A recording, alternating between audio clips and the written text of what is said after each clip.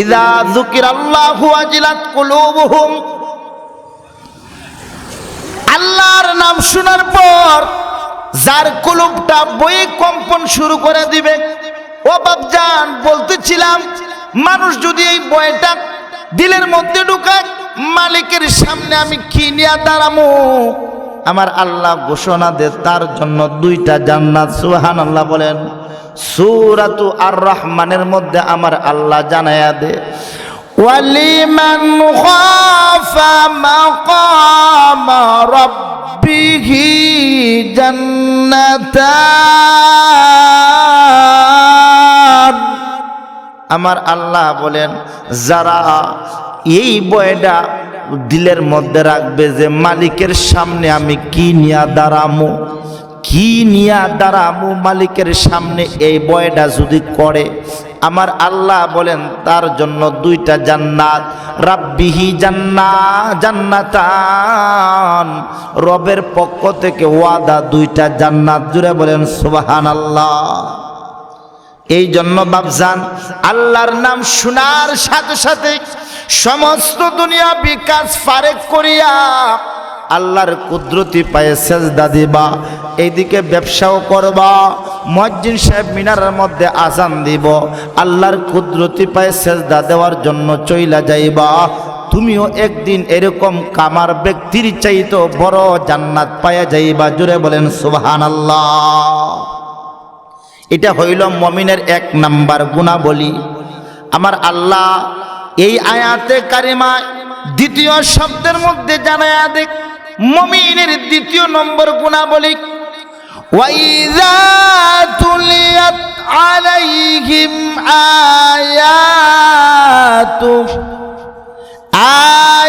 আয়াতুহু যাদাতুহুম ঈমানা। যাদের সামনে কোরআনের আয়াত পড়া হয়, তাফসিরে কিতাবের মধ্যে আসছে আয়াত মানে কোরআনের আলোচনা, কোরআনের আয়াত তিলাওয়াত করা হয়, কোরআনের তাফসির শোনা হয়, শোনার সাথে সাথে তার ঈমানটা আরো বৃদ্ধি পায়া যায়। সুবহানাল্লাহ বলেন। ঈমানটা কি পায়া যায়? বৃদ্ধি পায়া যায়। এক্সাম্পল, একটা উদাহরণ দেই, বুঝবেন। মানুষ যখন 4 চাকার 3 চাকার গাড়ি চালায়, যখন চাকা আছে 4টা হোক 3টা হোক, হাওয়া কইমা গেলে আবার শক্ত কইরা যখন বাতাস দে, তখন এই চাকাটা শক্তিশালী পাওয়ারফুল হয় কি হয় না? কথা কন। ঠিক তদ্রূপ এরকম ভাবে ঈমানটা আছে, ঈমানটা দুর্বল। এমন ঈমান হয়ে গেছে যে বাতিলে তারে গ্রাস করে ফেলাইছে, জুলুমে তারে গ্রাস করে ফেলাইছে। এই জন্য ঈমানটা কাজও লাগে না, ঈমানটা কথা কয় না, ঈমানটা হকের পথে তাকায় না, তারে সোজা রাস্তা চালাইতে পারে না। কেননা ঈমানটা দুর্বল হয়ে গেছে, পাওয়ারলেস হয়ে গেছে। দেখবেন বৃদ্ধা হইলে কি, ও মুরব্বী কি হয়েছে? আগের মতন যৌবন না। কই কি হয়েছে? যৌবনের সময় তো বেটা গাড়ি দেখাইছ, এখন যৌবনের সময় যৌবন নাই, বেটা গাড়ি দেখান করে। যুবক কইতে ইচ্ছো, এখন তো সময় নাই, একটা ভাও কইবরের মধ্যে চইলা গেছে। এরকম কয় কি কয় না? মানুষের সদায় সর্বদাই চায়, হাই রে যৌবনটা যদি আবার ফিরাইতো, আবার যদি ছুটো হইতাম কতই না ভালো হইতো। লাইতা শাবাবা ইয়াউদু, হায় হায় যৌবনটা যদি আবার আসতো তাহলে কতই না ভালো হইতো। এই আফসোসটা কিন্তু মানুষে করে, কিন্তু যায় দিন ফিরে না, যায় দিন ফিরে না, চলে যাবে কিন্তু আসবে না। ও বাপজান, কোরআনে তো পাওয়ার,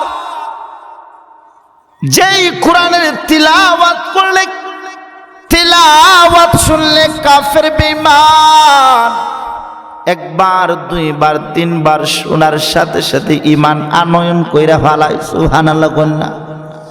নবী আমার মসজিদে নববীর মধ্যে যখন সুনলিত কণ্ঠে কোরআন তিলাওয়াত করে, তিলাওয়াত করার সাথে সাথে উতবা সাহেবা আবু লাহাব আবু জাহেল যে মক্কার বড় বড় লিডার, কথা কোন ঠিক না বেঠি, যেই বড় বড় লিডার আব্দুল্লাহর ছেলে মুহাম্মদ, তার মন গড়া আরবি প্রবাদ বাক্যগুলো পড়ে।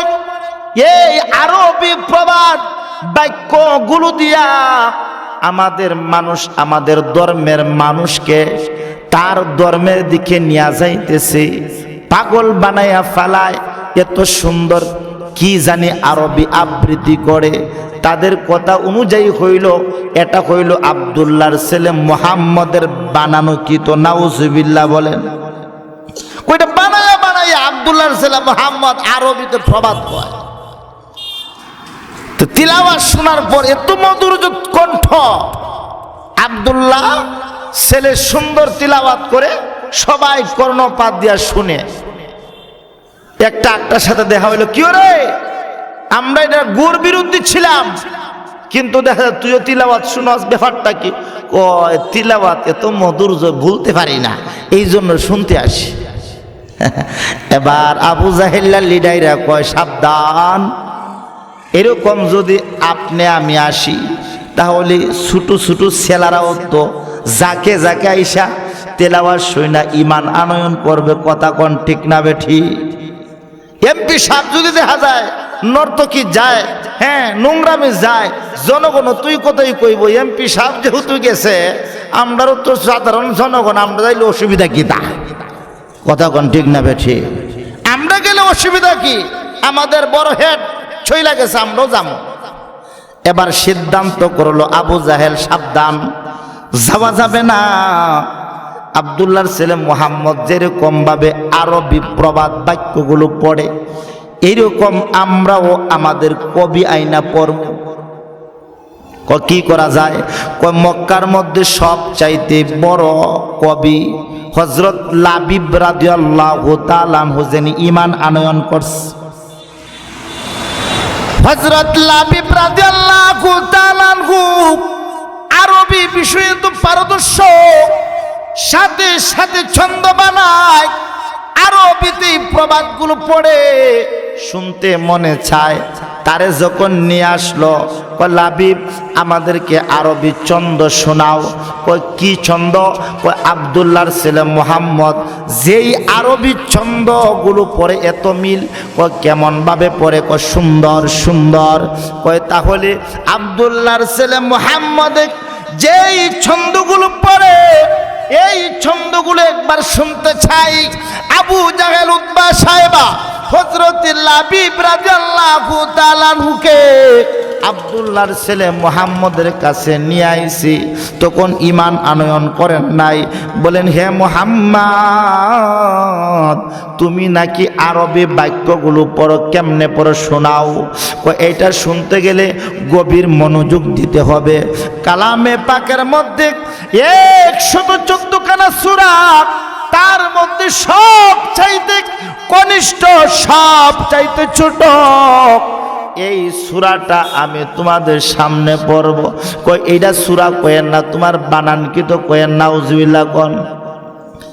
এই মাদ্রাসার একটা ছোট্ট বাচ্চারে আপনি বলেন তো দেখি, বাপজান একটু তিলাওয়াত করো, দেখবেন এত মধুর্য সুরে তিলাওয়াত করে, যে তিলাওয়াতে মন কেড়ে নেয়। হাইরে মাত্র বয়স 7, মাত্র বয়স 8, আমার ছেলে 16 বছর হয়ে গেছে, 15 বছর হয়ে গেছে, এখন পর্যন্ত আরবি কয়টা হরফ এইটাই জানে না অনেকের ছেলে সন্তানে, কথা কোন ঠিক না বেঠিক? আজকে এই সন্তানেরা কোথায় থাকার কথা ছিল? মায়ের উদরে, মায়ের উদরে থাকার কথা ছিল। মা বাবা সমস্ত থেক তিথিজ্ঞা ব্যঙ্গে যাতে করে সন্তান কুরআনে হাফেজ হয়, আর ওই কুরআনে হাফেজ হওয়ার পর কাল কিয়ামতের দিন যাতে জরিয়া হয়ে যায়। জোরে বলেন সুবহানাল্লাহ। নবী আমার লাবিবকে বললেন, লাবিব শুনো, সব চাইতে ছোট্ট সূরা সূরা কাউসার নবী আমার পাঠ করে, ইন্না আ'তাইনা আতাইনাকাল কাউসার ফাসাল্লি লিরাব্বিকা ওয়ানহার ইন্না শানিআকা হুয়াল আবতার।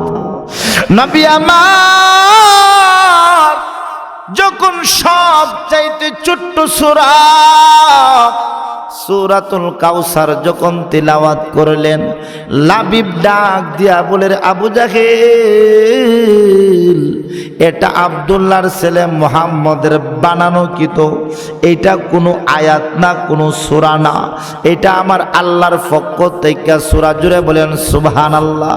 কই এত সুন্দর সেন্টেন্স, এত সুন্দর বাক্যগুলো আমি লাবিব আরবি পারদর্শী হইতে পারি, কিন্তু এরকম ভাবে সেন্টেন্স আকারে, প্রবাদ আকারে আমি এরকম ভাবে বানাইতে পারবো না। ও নবী গো, আর একটু তিলাওয়াত করেন। নবী আমার তিলাওয়াত করে সূরাতুশ শামস, এত মধুর্য, এত মিল।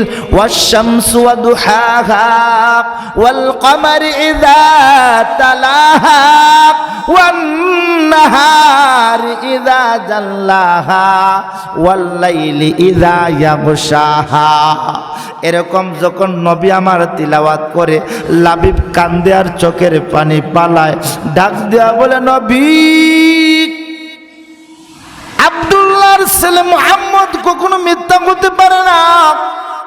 নবী গো, এটা আপনার কোনো বানানো কিন্তু কোনো আরবি ছন্দ না, এটা মালিকের পক্ষ থেকেই ছন্দ, মালিকের পক্ষ থেকেই নাজিলকৃত আয়াত। এই মুহূর্তে আপনার হাতের মধ্যে হাত রাইকা কালেমা পড়াইয়া মুসলমান বানায়া নেন। জুড়ে বলেন সুবহানাল্লাহ। লাবিব মুসলমান হয়ে গেছে। আবু জাহল, কি ওরে, টাকা দিয়ে কিনে আনলাম। এখন দেখা যায় আমাদের কথা কয় না, উল্টা আব্দুল্লাহর ছেলে মুহাম্মদের কথা কয়। তাহলে কোরআনের পাওয়ার আছে কিনা নাই? বাবজান, কোরআনের পাওয়ার আছে কিনা নাই? আছে। এই জন্য মালিক আমার বলে, ওয়াইদা তুলিয়াত আলাইহিম আয়াতুহু যাদাতুহুম ঈমানা। যাদের সামনে কোরআন পড়া হয়, কোরআনের তিলাওয়াত করা হয়, তখন তিলাওয়াত শোনার পর ঈমানদার ব্যক্তির আরো ঈমানটা বৃদ্ধি পায়। জোরে বলেন সুবহানাল্লাহ। যার ঈমান এরকম ভাবে বৃদ্ধি পাবে, মনে করবেন মুমিনের 2 নম্বর গুণাবলীর বাবজান তার মধ্যে আছে। অন্যথায় মনে করবেন কোরআনের তিলাওয়াত শোনার পর যার মনটা আল্লাহর দিকে মুতাওয়াজ্জা হয় না, মনে করবেন ঈমানটা নষ্ট হয়ে গেছে, ক্যান্সার হয়ে গেছে। কথা কোন ঠিক না বেঠি? ঈমানটা কি হয়ে গেছে? নষ্ট হয়ে গেছে। এই জন্য মুমিনের 2 নম্বর গুণাবলী হইল যে আল্লাহ পাকের তিলাওয়াত শোনার সাথে সাথেই তার ঈমানটা আরো মজা হয়, বৃদ্ধি পায়। তাহলে মনে করবেন 2 নম্বর মুমিনের গুণাবলী তার মধ্যে পাওয়া গেল। সুবহানাল্লাহ বলেন। 3 নম্বর মুমিনের গুণাবলী আমার আল্লাহ বলেন, ওয়ালা রাব্বিহিম ইয়াতাওয়াক্কালুন। যে আল্লাহর উপর ভরসা রাখা। আমরা ভরসা করব কার উপর? একটু কথা কোন, কার উপরে ভরসা রাখবো? মুমিনের 3 নম্বর গুণাবলী হইল সদাই সর্বদা আল্লাহর উপর ভরসা রাখা। আমরা মানুষ তো ধৈর্য হারা হয়ে যাই, ভরসা করি আমরা দুনিয়ার মানুষের কাছে। কথা কোন ঠিক না বেঠি? এক বেড়ায় বিয়া করছে, 10 বছর হয়ে গেছে, বাচ্চা হয় না। কোথায় থেকে শুনছে বাবার মাজারে গেলে নাকি মাটি পরা নিয়ে আসলে বাচ্চা হয়ে যাবে। মাজারে গেছে, দৌড়ায় আংটি পরা নিয়ে আইছে। তখন কন্ত দেখি বাপজান, বাচ্চা দেওয়ার মালিকটা কেডা? আরো জোরে বলেন কে? আল্লাহ। দুনিয়ার কোনো মানুষ বাচ্চা দিতে পারে না। দুনিয়ার কোনো বন্ড বাচ্চা দিতে পারে না। বাচ্চা দেওয়ার মালিক হইলেন আমার আল্লাহ। জুড়ে বলেন ঠিক না বেঠিক? আজকে বর্তমানে দেখা যায় বন্ডদের যন্ত্রণা তাহা যায় না। কথা কন। আল্লাহ রে আল্লাহ কোথায় যাই মুফালাইয়া, বিপদে পড়েছি বন্ডগদের লহিয়া। শরীয়ত মানে না, হকতা বুঝে না, শরীয়ত মানে না, হকতা বুঝে না, মাথা ব্যথা শুধু হুজুর গো লইয়া। কথা কোন ঠিক না বেঠি? হুজুরা তো আসল জায়গায় মলম লাগাইয়া দে, কোরআন হাদিসের আলোকে কথা কয়, আর মলমটা একবারে ভালো কইরা লাগে, হুজুর গো ভালো না। কথা কোন ঠিক না বেঠিক? আল্লাহ রে আল্লাহ কোথায় যাই মুফালাইয়া, বিপদে পড়েছি গাঞ্জা কুরদের নহিয়া। আইরে বাবা, আল্লাহ রে আল্লাহ কোথায় যাই মুফালাইয়া, বিপদে পড়েছি ইয়াবা কুরদের লইয়া। জীবন বাপরে বাবা ডাকে না, আর ইয়াবারে বাবা ডাকতে ডাকতে তার খাম শেষ। কথা কোন ঠিক না বেঠিক? এইরকম আছে না সমাজের মধ্যে? কত শৃঙ্খলা বাইর হয়েছে, ইয়াবারে কিন্তু দেখা যায় দমন করতে পারে না। কারণটা কি? রক্তের সাথে মিশে গেছে। কয়েকদিন আগে আমার শহরে ইয়াবা করে ধরছে, দৌড়াইয়া। ধরার পর দেখা যায় একবার চাক্ষুষ প্রমাণ, একটা রুমের মধ্যে ঢুকাইছে। ঢুকানোর পরে 15-20 মিনিট পরে আমি শুনলাম যে কি জানি এই ঘুষ না কয়, ঘুষ খাইয়া 15 মিনিট পরে ছাইরা দিছে। এখন কইলে তো হুজুর আসল কথা কইয়া দিছে। আল্লাহ হেদায়েত দান করুক, বলেন আমিন। আল্লাহ রে আল্লাহ কোথায় যাই মুফালাইয়া, বিপদে পড়েছি বন্ডগদের লহিয়া। শরীয়ত মানে না, হকতা বুঝে না, শরীয়ত মানে না, নামাজ পড়ে না, মাথা ব্যথা শুধু টুপিওয়ালা নিয়া। আল্লাহ রে আল্লাহ কোথায় যাই মুফালাইয়া, বিপদে পড়েছি হুজুর গোদের লইয়া। তারা কয় হুজুর করে লইয়া বিপদ হচ্ছে। আজকে যে কোরআনের মাহফিল, যেই মাদ্রাসার নামে মাহফিল করা হয়, এই ছাত্ররা, হুজুররা অথবা ছাত্ররা কোনোদিন শুনছেন হুজুররা ইয়াবা খাইছে, বাবা খাইছে? শুনছেননি? শুনছেন না। কারণ কি? তাদের মধ্যে কোরআনের জ্ঞান থাকার কারণে। কথা বলেন ঠিক না বেঠিক? আমার কথার উদ্দেশ্য হইল, ও বাপজান ভাইয়েরা আমার, চাইব কার কাছে? আরো বলেন কার কাছে? আল্লাহর কাছে চাইব। দুনিয়ার কোনো মানুষের কাছে চাওয়া যাবে না। চাওয়া হারাম, চাওয়া হারাম, চাওয়া হারাম।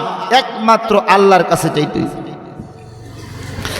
একবার ওয়াজ শুনছে যে সিলেটি হুজুরা ইয়া কইয়া গেছে যে আল্লাহর উপরে ভরসা রাখা। কার উপরে? আল্লামা আশরাফ আলী থানভী রহমতুল্লাহ আলাইহি মুসলমানের হাসি নামক কিতাবের মধ্যে এই ঘটনাটা আনছে। ওয়াজ শোনার পরে ওই বেটায় মার সাথে আড়ি দিছে। ওয়াজের শেষে, বয়ানের শেষে বাড়ির মধ্যে গেছে। যাওয়ার পরে মা কো বাবারে খাইয়ালো, মাহফিলের মধ্যে খাবার খাইছস? কম না, ভাত খাইছি না তো। কথা হলে খাইয়ালো? কয় না, খাইমো না। এই সিলেটি হুজুরে ওয়াজ করছে, আল্লাহ যারে খাওয়ায় মুকুর দিয়া বাড়িতে হইল খাওয়ায়। তখন এই হুজুরের ওয়াজ কতটুকু সঠিক এইটা বুঝতাম।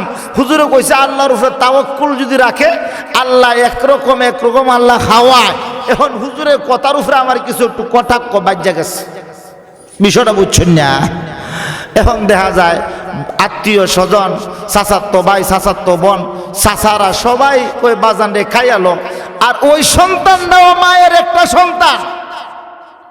যার একটা সন্তান, মায়ের কষ্ট লাগে কি লাগে না?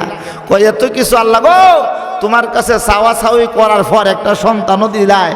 এখন দেখা যায় এই সন্তানটাও দেখা যায় আড়িদা দিছে, কায় না। আল্লাহ আল্লাহ কি করতাম? মা কান্দে আর চোখের পানি পালায়। এবার জনম দুঃখিনী মা চোখের পানি পালায় আর কান্দে, খাই রে ভাই। সিলেটি হুজুরে ওয়াজ শুই না আইছে, আল্লাহ যারে খাওয়ায় মুকুর দিয়া বাড়ি দেয়া খাওয়ায়।